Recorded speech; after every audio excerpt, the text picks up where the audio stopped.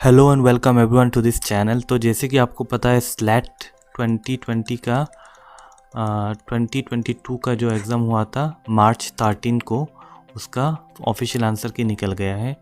और इसी वीडियो में हम उसका जो ऑफिशियल आंसर की था पेपर 1 का जेड सीरीज़ का, वो सब हम डिस्कस करेंगे इसी वीडियो में। और साथ ही में डिस्कस करेंगे कि कितना गलत क्वेश्चन आया, मतलब गलत आंसर की में कितना गलत आया, प्लस कैसे आपको चैलेंज करना चाहिए और कब रिज़ल्ट निकलेगा।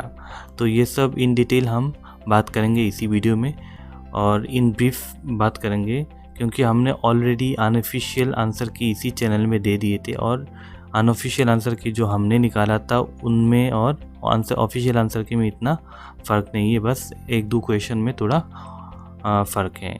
तो चलिए शुरू करते हैं।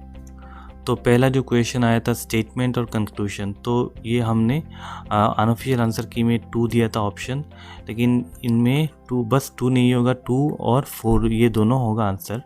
That means all the scientist working in America are talented, some Indian scientist are working in America. तो that means some talented Indian scientist have migrated to America, ये सही होगा। Plus some Indian scientist are talented, ये बात भी साबित होता है। तो ये दोनों आंसर सही होगा। That means option D is the right answer. Next question FTP stand for, तो उसका राइट आंसर ऑलरेडी बोल दिया है अनऑफिशियल आंसर की में, तो उसका भी ऑफिशियल आंसर की में आंसर डी है, file transfer protocol is the right answer. तो फिर से एक बार बोल रहा हूँ, ये जो आंसर कीज़ है ये according to the latest official answer key release by SLAT. तो नेक्स्ट थर्ड क्वेश्चन है carbon monoxide is harmful for man because, तो इसका राइट आंसर होगा option C, it competes with oxygen in blood. तो option C is the right answer. फिर next question fourth, which bodies are at present involve in accreditation of institutions of higher education. तो बहुतों ने बोला कि AICT भी होगा, लेकिन हमने भी बोला था AICT नहीं होगा, NBA और NAAC ये दोनों हैं। NBA this comes under AICTE, तो NBA और NAAC ये दोनों होगा राइट आंसर, ऑलरेडी जो हम अनऑफिशियल आंसर की में दे दिए थे। तो right answer would be option D, that is 3 and 5. Next question, in a lecture session, if the teacher is not able to answer a question of a student, what should be the appropriate action of the teacher? तो according to the official answer की और unofficial answer की ये right answer है option A. He should say that he will offer an answer after consultation. So next question, number 6, the type of study which is loosely structured and designed to expand understanding of a topic provide insight is exploratory research या exploratory study. तो next question, the number of digits in ISSN नंबर, तो ये आप count कर सकते हैं। Total 8 digit है ISSN नंबर में, लेकिन ISBN नंबर में 13 है। तो right answer would be option B. Next question number 8, if A plus B is equal to 2C and C plus D is equal to 2A, then which of the following is true? तो ये हमने already discuss कर लिए थे unofficial answer की जो। तो अगर आपको इसका डिटेल्स आंसर चाहिए, तो डिस्कशन चाहिए, तो ऊपर दिए हुए लिंक में आप क्लिक कर सकते हैं और उसका आंसर है ऑप्शन ए। तो नेक्स्ट क्वेश्चन है 9, in some language exam is coded as FYBN, in the same language what will be coded as result? तो ये भी हमने डिस्कस कर लिए थे और अनऑफिशियल आंसर की में जो ऊपर का दिया हुए लिंक में है, तो उसमें देख सकते हैं। तो उसका आंसर है option A, that is exam अगर लिखेंगे, उसको अगर लिखा जाए तो FYBN, दैट इज़ ई के बाद F है, X के बाद Y है, A के बाद B है, M के बाद N है। तो दैट मीन्स जो नेक्स्ट नंबर है, मतलब लेटर है, उसी से ही लिखा जाता है। तो रिज़ल्ट का क्या होगा, R के बाद S आएगा, E के बाद F आएगा, S के बाद T आएगा, U के बाद P आएगा। तो यही राइट आंसर। नेक्स्ट क्वेश्चन है IFSC 11 कैरेक्टर का alpha numerical code, that means alphabetic भी है, न्यूमेरिकल कोड भी है, IFSC कोड जैसे कि SBIN 00040 होता है, फिर रेस्पेक्टिव ब्रांच का कोड होता है। तो ये होता है IFSC कोड जिसमें नंबर भी है और लेटर भी है। और MICR जो होता है उसका जो 9 डिजिट न्यूमेरिकल कोड है ये सही है। मतलब MICR आप चेक के पीछे देख सकते हो, मतलब चेक के नीचे देख सकते हो कि MICR एक कोड है। तो ये बस न्यूमेरिकल कोड ही है, और ये IFSC कोड है अल्फ़ाबेटिक प्लस न्यूमेरिकल दोनों है। तो ये दोनों राइट है, that means option A is the right answer. 1 is true, 2 is true. Next question 11th question, तो उसका राइट आंसर होगा ऑप्शन ए, दैट इज़ 1 का स्पेस एप्लीकेशन सेंटर ये शिलोंग में है, that is Meghalaya, state Meghalaya है शिलोंग का। फिर 2C that is the national institute of nutrition, इसका है हैदराबाद में। फिर 3D national institute of immunology, उसका है न्यू दिल्ली। फिर 4th E Indian institute of petroleum, उसका होगा देहरादून उत्तराखंड। तो option A is the right answer. फिर एक्सेलेंस इज 1817, ये कौन से यूनिवर्सिटी का मोटो है? तो 1817 दैट मीन्स ये आपको ऑलरेडी बोल दिया है कि ये आपको अंदाज़ा लगाना होगा कि 1817 में शायद ये यूनिवर्सिटी एस्टेब्लिश हुआ। तो ये तीनों यूनिवर्सिटी 1857 में एस्टेब्लिश हुआ था, बस that means remaining presidency university रहेगा। तो यही राइट आंसर होगा, दैट मीन्स प्रेसिडेंसी यूनिवर्सिटी का जो मोटो है वो लिखा होता है एक्सेलेंस सिंस 1817। नेक्स्ट क्वेश्चन है 12 people from various walks of life, ये भी डिस्कस कर लेते। ये नन ऑफ द अबव होगा, that means cannot be predicted as number of days in a year is not fix. तो ये option D right होगा। ये कोई एग्जैक्ट नहीं होगा, प्रेडिक्ट नहीं कर सकते हो आप राइट मतलब कितना नंबर होगा। तो ऑप्शन डी जो है कैन नॉट बी प्रेडिक्टेड, यही होगा राइट आंसर। फिर 14th है ऑफिशियल आंसर की, उसका है बी, ऑलरेडी हमने डिस्कस कर लिए थे। 10.5% ग्रोथ रेट होगा, इंक्रीज होगा, एवरेज इंक्रीज। फिर 15th का जो है वो 3 है राइट आंसर। 3 का स्क्वायर 9 है, 4 का स्क्वायर 16 है। तो इसी हिसाब से हमने ये कैलकुलेशन किए थे। तो D is the right answer as per official answer key. फिर 16th वो भी हमने अनऑफिशियल आंसर की में डिस्कस कर लेते, तो उसका भी राइट आंसर होगा option C, that is P. जो क्वेश्चन होता है which company earn the maximum percentage of profit in 2019। अगर आपको डिटेल्स में चाहिए तो ऊपर दिए हुए लिंक में आप क्लिक कर सकते हैं। तो नेक्स्ट क्वेश्चन है some of the cricket players are tennis player. Some of the cricket players are tennis player, ये है क्रिकेट, ये है tennis. Some tennis players are hockey player, some tennis players are hockey players. तो hockey player कुछ है, कुछ tennis player हैं। No cricket player is a hockey player, no cricket player is hockey player, that means इसका और इसका कोई ताल्लुक नहीं है। तो यही राइट रिप्रेजेंटेशन होगा, option C is the right answer. Next question है full form of Swayam. Swayam का फुल फॉर्म है क्या है? तो इसका right answer option C, study webs of active learning for young aspiring minds.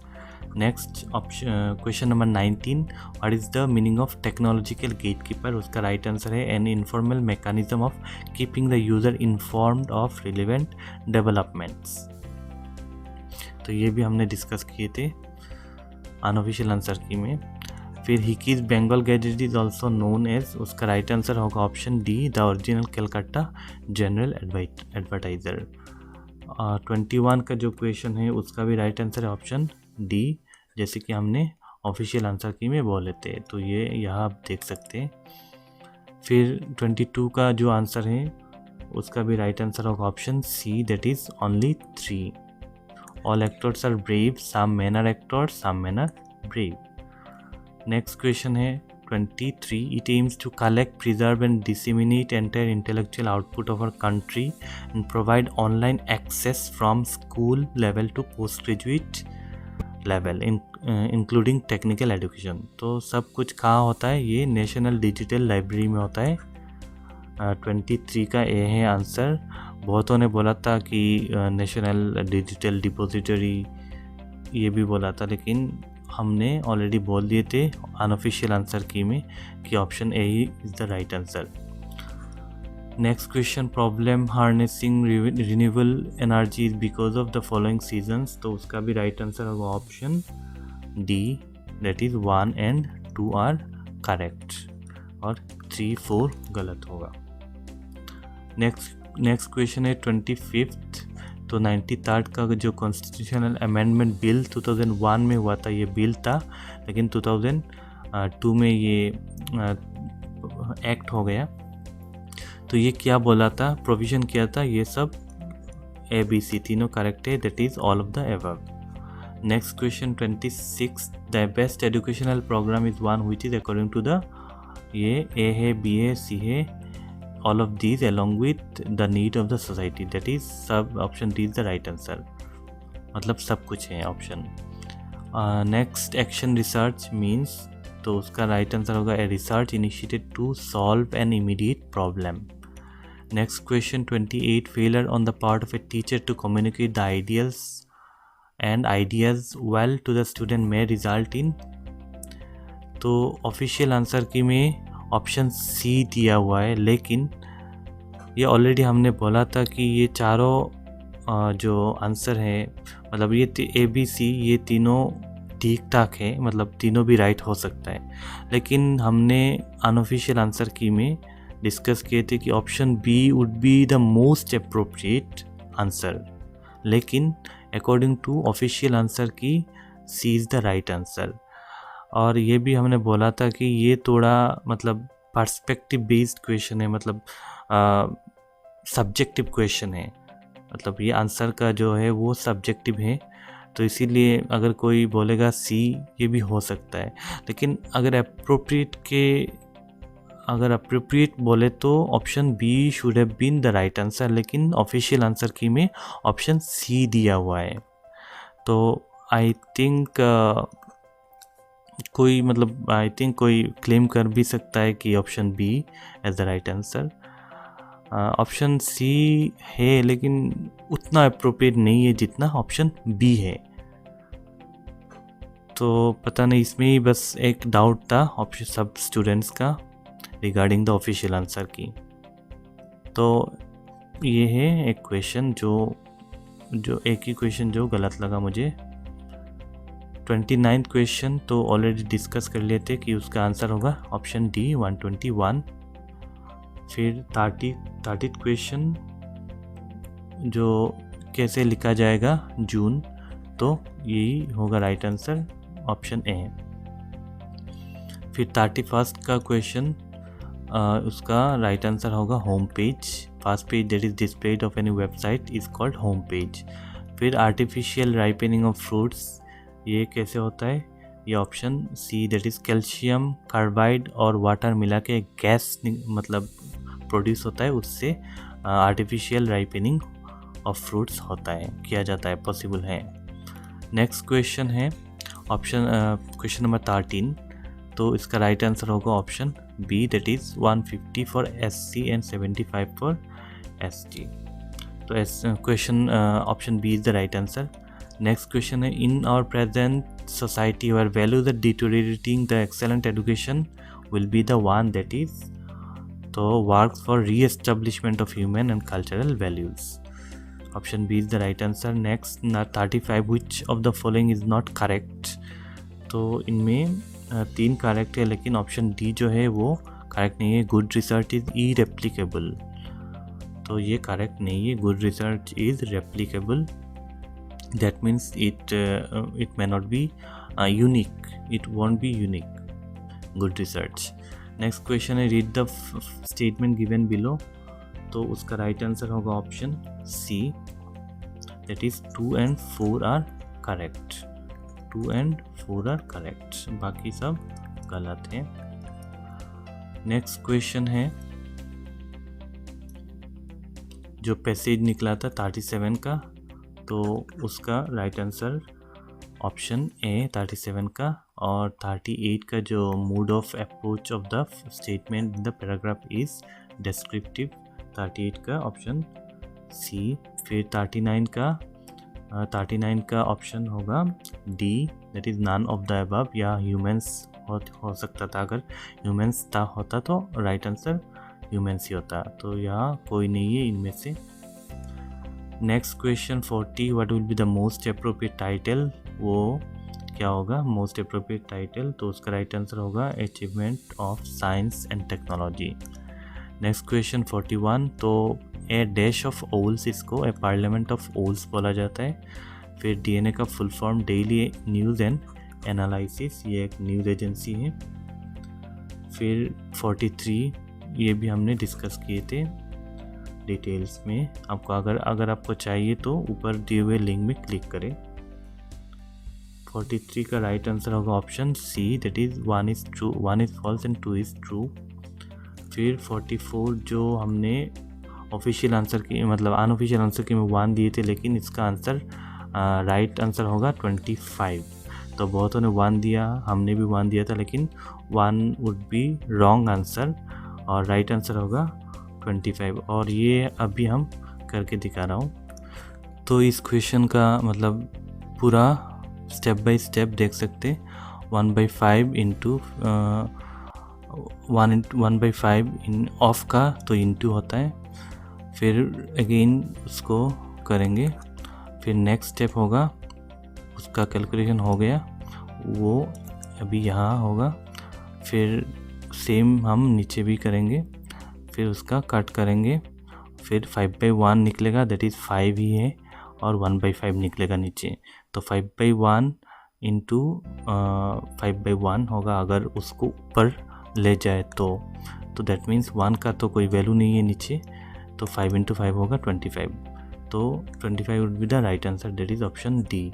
Official answer key में दिए थे, लेकिन अनऑफिशियल में हमने 1 दिया था, तो दैट्स वो गलत था, तो ऑफिशियल आंसर की में जो है वो 25 है, वो यहाँ डिटेल्स में दे दिया, तो यही राइट आंसर है। फिर next question, full form of URL उसका है uniform resource locator. 46 Montreal protocol related to ozone layer. फिर 47 क्वेश्चन जो है, बहुतों ने बोला कि एफएम रेडियो होगा, नहीं होगा FM radio. Which one of the following is not responsible for open university. FM radio है ओपन एजुकेशन से रिलेटेड, ज्ञान दर्शन भी है और एकलव्य भी है, लेकिन NRCBE जनशाला ये रिलेटेड टू SSSA सर्व शिक्षा अभियान उसका रिलेटेड है, तो right answer would be option D, जो हमने अनऑफिशियल आंसर की में भी बोला था, और according to the newly released official answer key उसका भी अकॉर्डिंग ऑप्शन डी है राइट आंसर। नेक्स्ट क्वेश्चन है, the national curriculum framework 2005 emphasises, तो उसका राइट आंसर है option C, that is making examination more flexible and non threatening. फिर 49 थे, deductive theory is one that allows, क्या होगा, तो उसका राइट आंसर होगा testing an explicitly defined hypothesis. और लास्ट क्वेश्चन है 50, तो उसका क्वेश्चन राइट आंसर होगा option C, that is Nalin Mehta is related to behind a billion screens what television tells us about modern India. Then National Herald is related to Pandit Jawaharlal Nehru. फिर readers editor जो है वो the Hindu newspaper का मतलब एक portion है, section है readers editor. बस एक द हिंदू में ही एक एडिटर होता है, एक्स्ट्रा एक एडिटर जो रीडर का होता है। और RK लक्ष्मण उनका the Commonwealth is related to RK Laxman, तो यही है right answer, that is option C. तो यही तक है पूरा ऑफिशियल आंसर की। और अभी जो आपको कैसे मतलब कंप्लेन करना है, अगर आपका डाउट है या तो इसी पेपर में या तो दूसरा कोई आपका ऑप्शनल पेपर में, तो इसी पेपर में हमने ऑलरेडी बोल दिया कि एक ही क्वेश्चन में थोड़ा डाउट था, लेकिन वो पूरा डाउट नहीं है इन द सेंस कि वो थोड़ा सब्जेक्टिव क्वेश्चन है, पेडागोजी का क्वेश्चन है, थोड़ा सब्जेक्टिव है। लेकिन फिर भी आप क्लेम कर सकते हैं, लेकिन क्लेम करने के लिए आपको प्रूफ दिखाना होगा, रेफरेंस बुक, कोई राइटर का कोई किताब का रेफरेंस देना होगा, उसका जेरोक्स कॉपी देना होगा, उस बुक का नाम से लेके सब कुछ, फ्रंट पेज, ये सब देना होगा। और स्लेट का जो ऑफिस है वहाँ आपको भेजना होगा। अगर आप फिज़िकली भी जा सकते हैं और जा सकते हैं, प्लस आप पोस्टल में भी भेज सकते हैं। तो आई थिंक कि फिज़िकली जाना ही बेहतर होगा। तो अगर आपका कोई डाउट है, आपका ऑप्शनल पेपर में कोई डाउट है तो, और अबाउट द रिज़ल्ट तो मैंने ऑलरेडी बोल दिया कि विद इन 5 मंथ्स अगर सब कुछ नॉर्मल रहा तो, मतलब कोई 4th वेव अगर ना आए तो with in 5 months you can expect the final result. तो आज के लिए इतना ही। अगले वीडियो में हम कुछ और इम्पोर्टेंट टॉपिक डिस्कस करेंगे।